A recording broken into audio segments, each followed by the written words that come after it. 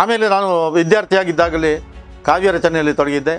ನನಗೆ ಒಳ್ಳೆಯ ಅಧ್ಯಾಪಕರಿದ್ದರು. ಆಗ ಬಿ ಮೊಳೆಯಾರ ಅಂತ ಇದ್ದರು, ಮಾರಪ್ಪ ಶೆಟ್ಟಿ ಅಂತ ಹೇಳುವರಿದ್ದರು. ಅವರೆಲ್ಲ ನಮಗೆ ನಮ್ಮನ್ನು ತೀಡಿ ಈ ಸಾಹಿತ್ಯವನ್ನು ಬರೆಯುವಂಥ ಒಂದು ದಿಕ್ಕಿನಲ್ಲಿ ನಮಗೆ ಪ್ರೋತ್ಸಾಹವನ್ನು ಕೊಟ್ಟರು. ಅಲ್ಲದೆ ನನಗೆ ನನ್ನ ಸೋದರ ಮಾವ ಸೀತಾರಾಮ ಪಾಡಿ ಅಂತ ಇದ್ದರು, ಆಮೇಲೆ ನನ್ನ ಚಿಕ್ಕಮ್ಮ ಲಕ್ಷ್ಮೀ ಪಾಡಿ ಅಂತ ಇದ್ದರು. ಇವರಿಬ್ಬರು ಕೂಡ ಬರಹಗಾರರು. ಅವರ ಪ್ರಭಾವದಿಂದಾಗಿ ನಾನು ಕಾವ್ಯ ರಚನೆಗೆ ತೊಡಗಿದೆ.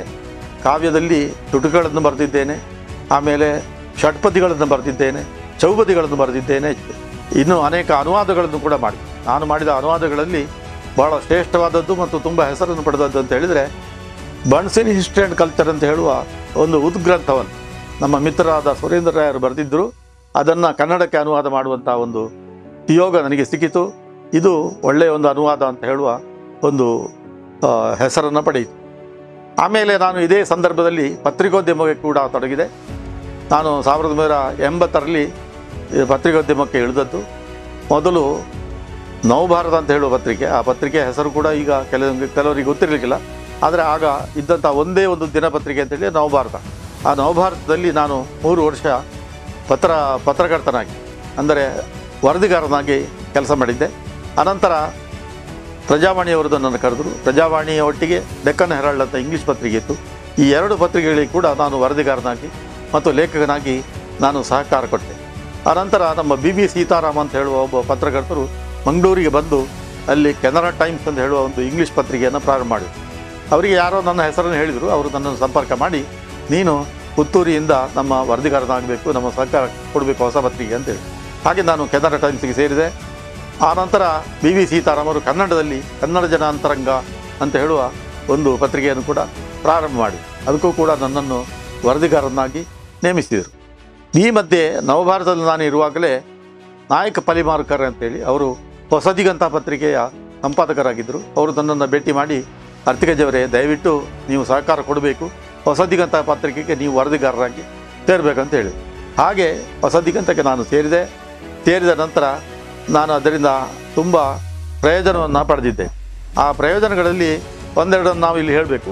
ಒಂದು ಏನಂತ ಹೇಳಿದರೆ ಅಂಕಣ ಬರಹ ಅಂದರೆ ನಿಮಗೆಲ್ಲ ತಿಳಿದ ಹಾಗೆ ತಿಂಗಳಿಗೊಮ್ಮೆ, ವಾರಕ್ಕೊಮ್ಮೆ ನಾವು ಒಂದೊಂದು ಲೇಖನವನ್ನು ಯಾವುದೋ ನಿಶ್ಚಿತ ವಿಷಯದಲ್ಲಿ ಅಥವಾ ಅನೇಕ ವಿಷಯಗಳ ಬಗ್ಗೆ ನಾವು ಅಂಕಣವನ್ನು ಬರೆಯುವಂಥದ್ದು, ಲೇಖನಗಳನ್ನು ಬರೆಯುವಂಥದ್ದು. ಇದು ನಾನು ಹೊಸದಿಗಂತಲ್ಲಿ ಪ್ರಾರಂಭ ಮಾಡಿದೆ. ಹೊಸದಿಗಂತಲ್ಲಿ ನನ್ನ ಪುತ್ತೂರು ವೃತ್ತಾಂತ ಎಂಬಂತಹ ಒಂದು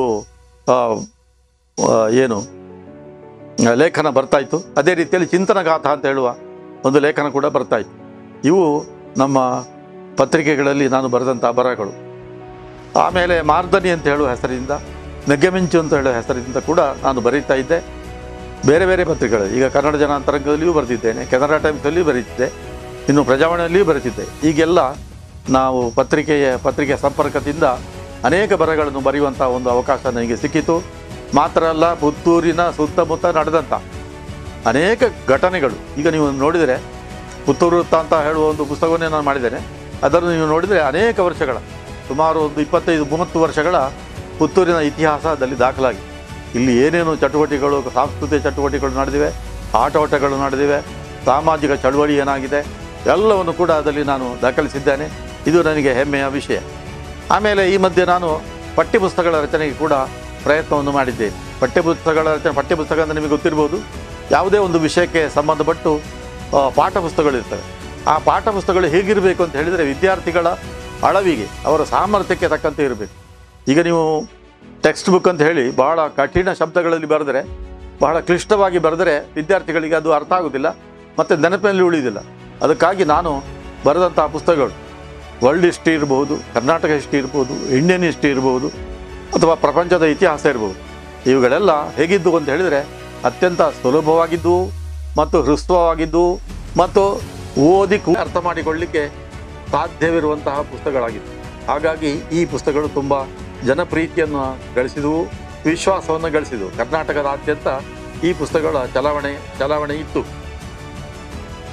ಇನ್ನು ನಾನು ಮಾಡಿದಂಥ ಮತ್ತೊಂದು ಕೆಲಸ ಏನಂತ ಹೇಳಿದರೆ, ಶಾಲಾ ಕಾಲೇಜುಗಳಿಗೆ, ನಿಮಗೆ ಗೊತ್ತಿರ್ಬೋದು, ಈಗ ಸ್ವಲ್ಪ ಕಡಿಮೆ ಆಗಿದೆ. ಆದರೆ ಮೊದಲು ಪ್ರತಿಯೊಂದು ಶಾಲೆಯಲ್ಲಿ, ಪ್ರತಿಯೊಂದು ಪ್ರೌಢಶಾಲೆಯಲ್ಲಿ, ಪ್ರತಿಯೊಂದು ಕಾಲೇಜಲ್ಲಿ ಕೂಡ ವರ್ಷಕ್ಕೆ ಒಂದು ಉತ್ಸವ ಅಂತ ಮಾಡ್ತಿದ್ವಿ. ವಾರ್ಷಿಕೋತ್ಸವ ಅಂತ ಇತ್ತು, ವರ್ಧಂತಿ ಉತ್ಸವ ಅಂತ ಹೇಳ್ತಾರೆ. ವರ್ಧಂತಿ ಉತ್ಸವದ ಸಂದರ್ಭದಲ್ಲಿ ಅಲ್ಲಿ ಏನು ಅಂತ ಹೇಳಿದ್ರೆ ಒಬ್ಬರು ಮುಖ್ಯ ಅತಿಥಿಯನ್ನು ಕರೀತಿದ್ರು. ಈ ಮುಖ್ಯ ಅತಿಥಿಗೆ ಏನು ಗುಣ ಇರಬೇಕು ಅಂತ ಹೇಳಿದರೆ ಅವನು ಶಿಕ್ಷಣ ತಜ್ಞನಾಗಿರ್ಬೇಕು, ಶಿಕ್ಷಣದ ಬಗ್ಗೆ ಅವನಿಗೆ ಗೊತ್ತಿರಬೇಕು ಮತ್ತು ಅವನಿಗೆ ಜ್ಞಾನವೂ ಇರಬೇಕು. ಇಂಥವರನ್ನು ಅವರು ಆರಿಸಿಕೊಂಡು ಹೋಗ್ತಿತ್ತು.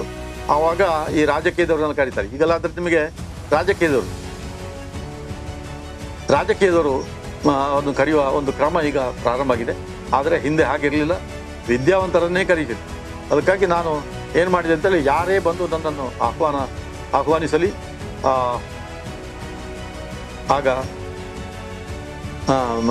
ಆಗ ನಾನು ಅವರಿಗೆ ಹೌದು ಅಂತ ಹೇಳಿ ಆ ಶಾಲೆ ಕಾಲೇಜುಗಳಿಗೆ ಬರ್ತಿತ್ತು. ಬಹುಶಃ ಪುತ್ತೂರು ತಾಲೂಕು, ಸುಳ್ಯ ತಾಲೂಕು, ಆಮೇಲೆ ಸುತ್ತಮುತ್ತಲ ಬಂಟ್ವಾಳ ತಾಲೂಕು ಮತ್ತು ಮಂಗಳೂರು ತಾಲೂಕು, ಈ ತಾಲೂಕುಗಳಲ್ಲಿ ನಾನು ಹೋಗದೇ ಇರುವಂಥ ಶಾಲೆಗಳು ಅಥವಾ ಪ್ರೌಢಶಾಲೆಗಳು, ಕಾಲೇಜುಗಳು ಕಡಿಮೆ ಅಂತ ಹೇಳ್ಬೋದು. ಇದು ನಾನು ಮಾಡಿದಂಥ ಮತ್ತೊಂದು ಕೆಲಸ. ನಾನು ಮತ್ತೆ ಒಂದು ಡೆನ್ನಿಸ್ ಡಿಸೋಜರ ನೆನಪು. ಅದೇನಂತ ಹೇಳಿ BA ಫಲಿತಾಂಶ ಬಂದ ಕೂಡಲೇ BAಯಲ್ಲಿ ನನಗೆ ಫಸ್ಟ್ ರ್ಯಾಂಕ್ ಬಂದಿತ್ತು. ಕನ್ನಡ, ಆಗ ನನಗೆ ಕನ್ನಡ ಹೇಗೂ ಗೊತ್ತು, ಇಂಗ್ಲೀಷಲ್ಲಿ ಕೂಡ ನಾನು ಬೆಳಗಿದ್ದೆ. ಈ ಮಧ್ಯೆ ನಾನು ಹಿಂದಿಯಲ್ಲಿ ಕೂಡ ವಿಶಾರದವನ್ನು ಮಾಡಿಕೊಂಡಿದ್ದೆ. ಆದ್ದರಿಂದ ನನಗೆ ಹಿಂದಿ, ಕನ್ನಡ ಮತ್ತು ಇಂಗ್ಲೀಷ್ ಈ 3 ಭಾಷೆಗಳಲ್ಲಿ ನನಗೆ ಪ್ರವೀಣ್ ಬಂದಿತ್ತು. ಅಲ್ಲಿ ಏನಾಯಿತು ಅಂದರೆ 1965ರಲ್ಲಿ ಫಿಲೋಮಿನಾ ಹೈಸ್ಕೂಲಿನಲ್ಲಿ ಅವರು ಕೆಲವು ಸೆಕ್ಷನ್ಸ್ ಅಂತ ಹೇಳ್ತಾರೆ, ಅಂದರೆ ಅದು ಏನು ಹೇಳ್ತಾರೆ ಈಗ, ವಿಭಾಗಗಳನ್ನು ಹೆಚ್ಚು ಮಾಡಬೇಕಂತಾಯಿತು. ಹಾಗೆ ವಿಭಾಗಗಳನ್ನು ಜಾಸ್ತಿ ಮಾಡಿದ್ರು. ವಿಭಾಗಗಳನ್ನು ಜಾಸ್ತಿ ಮಾಡಿದಾಗ ಅಲ್ಲಿ ಬರುವ ಸಮಸ್ಯೆ ಏನು ಅಂತ ಹೇಳಿದರೆ, ಕನ್ನಡ ಕಲಿಸಲಿಕ್ಕೆ, ಹಿಂದಿ ಕಲಿಸಲಿಕ್ಕೆ, ಇಂಗ್ಲೀಷ್ ಕಲಿಸಲಿಕ್ಕೆ ಜನ ಸಿಕ್ಕುವುದಿಲ್ಲ. ಸೋಷಿಯಲ್ ಸ್ಟಡೀಸು ಮತ್ತು ವಿಜ್ಞಾನ ಇದನ್ನೆಲ್ಲ ಕಲಿಸಲಿಕ್ಕೆ ಬೇಕಾದ ಸಿಗ್ತಾರೆ.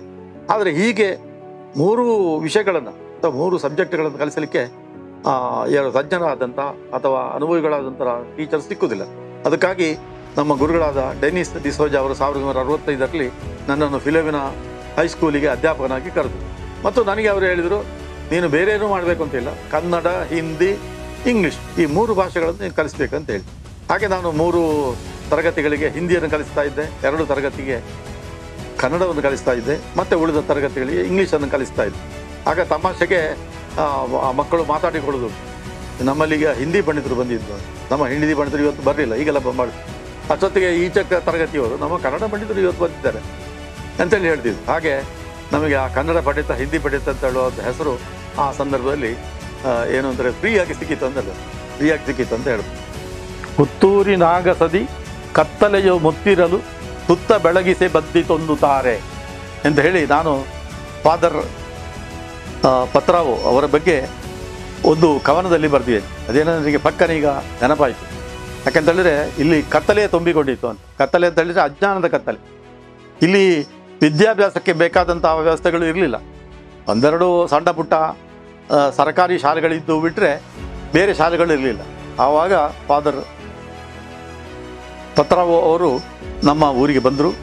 ಪುತ್ತೂರಿನ ಧರ್ಮಗುರುಗಳಾಗಿ ಅವರು ಆಗಮಿಸಿದ ನಂತರ ಅವರು 1942ರಲ್ಲಿ ಅಂತ ಕಾಣ್ತದೆ, ಇಂಡಿಪೆಂಡೆನ್ಸ್ ಅಥವಾ ಸ್ವಾತಂತ್ರ್ಯಕ್ಕೆ ಮೊದಲೇ ಅವರು ಸೈಂಟ್ ವಿಕ್ಟರ್ಸ್ ಎಂಬಂಥ ಹುಡುಗಿಯರಿಗೋಸ್ಕರ ಒಂದು ಶಾಲೆಯನ್ನು ಅವರು ತೆರೆದರು.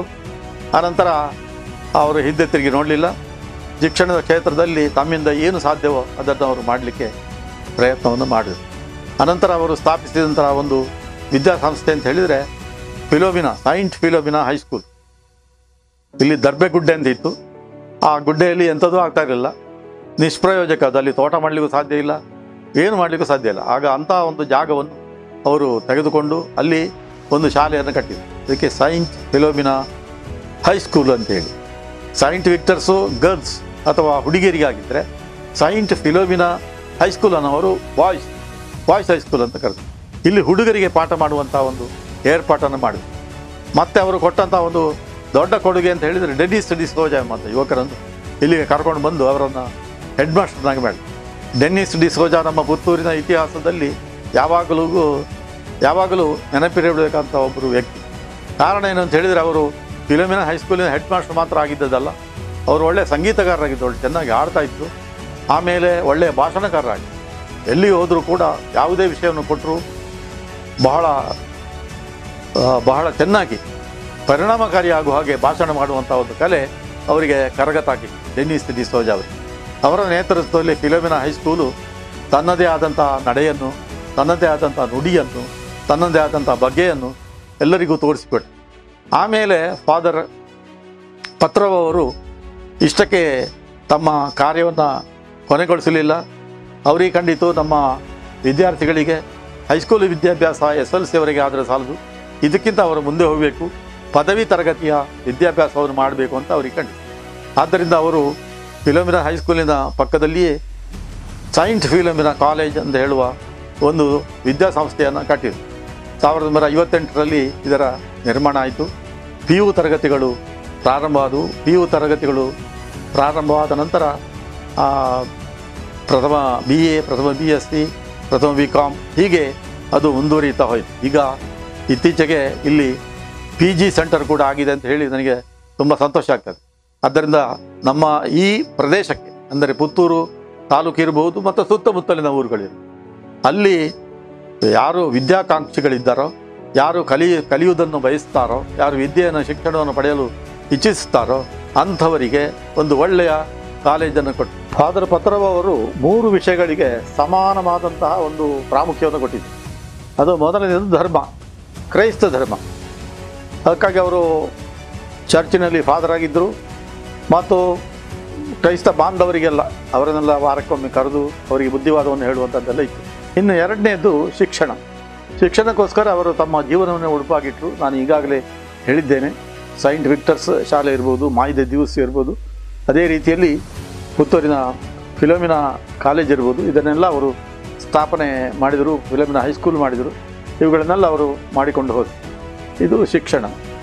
ಇನ್ನು ಮೂರನೇದೇನು ಅಂತ ಹೇಳಿದರೆ ಈ ಕ್ರೀಡಾ ಚಟುವಟಿಕೆಗಳು ಮತ್ತು ಇನ್ನು ಆರೋಗ್ಯಕ್ಕೆ ಸಂಬಂಧಪಟ್ಟಂಥ ವಿಷಯ. ಕ್ರೀಡಾ ಚಟುವಟಿಕೆಗಳು ಆರೋಗ್ಯಕ್ಕೆ ಸಂಬಂಧಪಟ್ಟದ್ದು.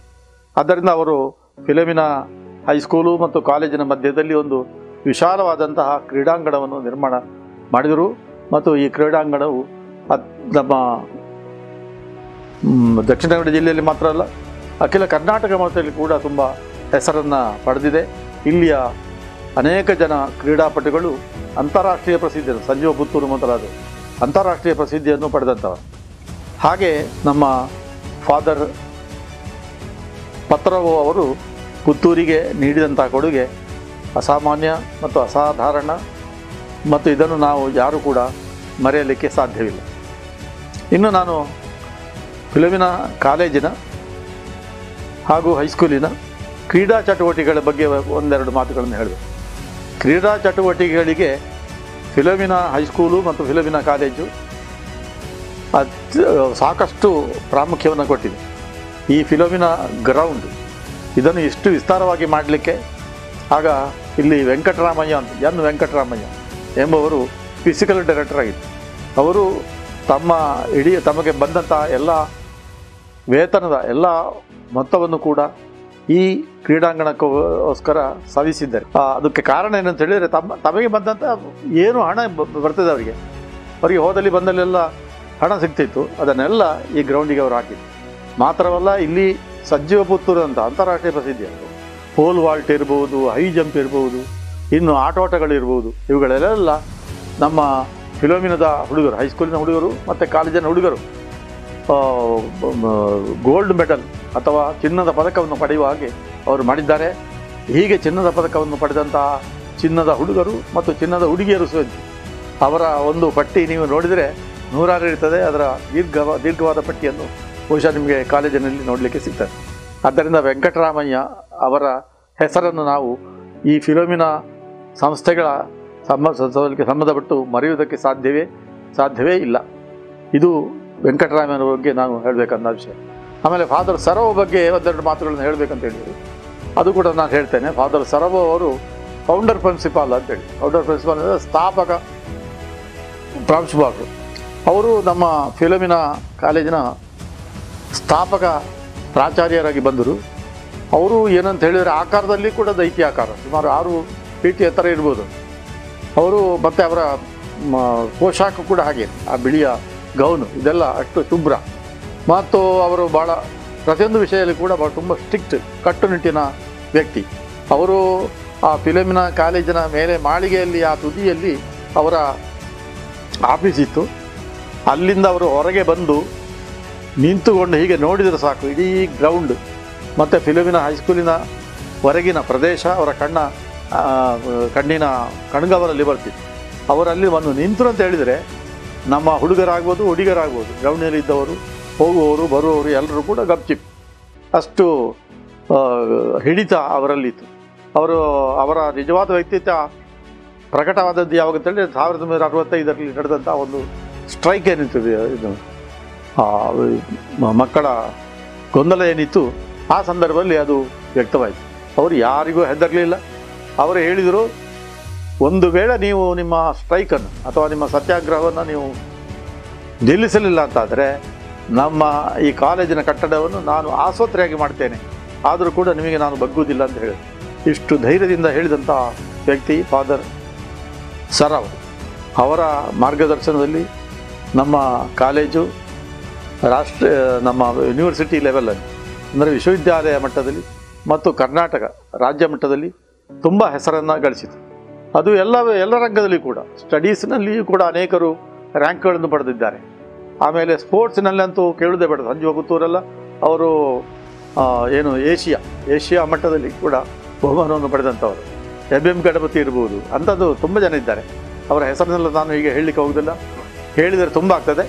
ಆದ್ದರಿಂದ ವೆಂಕಟರಾಮಯ್ಯ ಅವರ ನೇತೃತ್ವದಲ್ಲಿ ಇಲ್ಲಿನ ಈ ಪ್ಲೇ ಗ್ರೌಂಡ್ ಏನುಂಟು, ಕ್ರೀಡಾಂಗಣ ಏನುಂಟು, ಇದು ಅತ್ಯಂತ ಪ್ರಸಿದ್ಧವಾಗಿ ಈಗಲೂ ಉಳಿದಿದೆ. ಈಗಲೂ ಕೂಡ ಅನೇಕರು ಅದರಿಂದ ಹೊರಬರ್ತಾ ಇದ್ದಾರೆ. ಫಿಲೋಮಿನಾ ಕಾಲೇಜಿನಲ್ಲಿ ಕನ್ನಡಕ್ಕೆ ಸಂಬಂಧಪಟ್ಟಂಥ ಚಟುವಟಿಕೆಗಳು ಬಹಳ ವಿಸ್ತಾರವಾಗಿ ನಡೀಲಿಕ್ಕೆ ಕಾರಣಕರ್ತರು ನಮ್ಮ ಗುರುಗಳಾದ ಪ್ರೊಫೆಸರ್ ವೆಂಕಟರಮಣ ಭಟ್ ಮಳೆಯಾರ, ವಿ ಮಳೆಯಾರ ಅಂತ. ಅವರು ಇಲ್ಲಿ ಕನ್ನಡ ಸಂಘವನ್ನು ಕಟ್ಟಿ ಬೆಳೆಸಿದರು. ಅವರ ಗರಡಿಯಲ್ಲಿ ಪಳಗಿದವರು ನಾವೆಲ್ಲ. ಹಾಗಾಗಿ ಫಿಲೋಮಿನಾ ಕಾಲೇಜಿನಲ್ಲಿ ಒಂದು ಕನ್ನಡ ಸಂಘವನ್ನು ನಾವು ಕಟ್ಟಿದೆವು. ಕನ್ನಡವನ್ನು ಕಟ್ಟಿದಾಗ ಹೆಚ್ಚಿನ ಕಾಲೇಜುಗಳಲ್ಲಿ ಏನಾಗ್ತದೆ, ಕನ್ನಡ ಸಂಘ ಇರ್ತದೆ, ಆದರೆ ಆ ಕನ್ನಡ ಸಂಘವು ಕ್ರಿಯಾಶೀಲವಾಗಿ ಇರುವುದಿಲ್ಲ. ಮತ್ತು ಇದ್ದರೂ ಒಂದೆರಡು ಭಾಷಣಗಳು, ಕಾರ್ಯಕ್ರಮಗಳು, ಆಮೇಲೆ ಚರ್ಚೆ ಇತ್ಯಾದಿಗಳು ನಡೀತವೆ, ವಿನ ಬೇರೇನೂ ಇರುವುದಿಲ್ಲ. ಆದರೆ ಫಿಲೋಮಿನಾ ಕಾಲೇಜಿನ ಕನ್ನಡ ಸಂಘ ಆಗಲ್ಲ. ಅದಕ್ಕೆ ನಾವು ಪ್ರತ್ಯೇಕವಾದಂಥ ಒಂದು ಅಸ್ತಿತ್ವವನ್ನು ಮತ್ತು ರೂಪನ್ನು ಕೊಟ್ಟಿದ್ದೇವೆ. ಅದೇನು ಅಂತ ಹೇಳಿದರೆ, ಸಾಹಿತ್ಯ ಕೃತಿಗಳನ್ನು ಪ್ರಕಟ ಮಾಡೋದು.